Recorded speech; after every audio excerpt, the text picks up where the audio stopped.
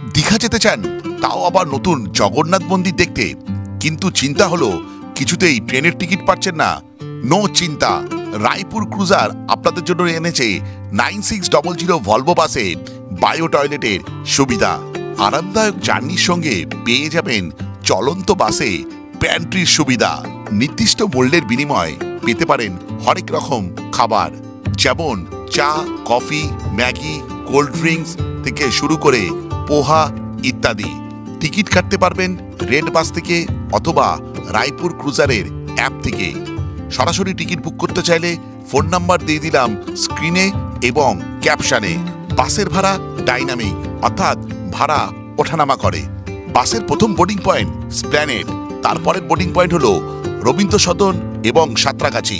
যাত্রাপথের একমাত্র হল্ট হলো কোলাঘাটে। সেখানকার হোটেল বা রেস্টুরেন্ট থেকে সেরে নিতে পারেন ব্রেকফাস্ট। Follow for more.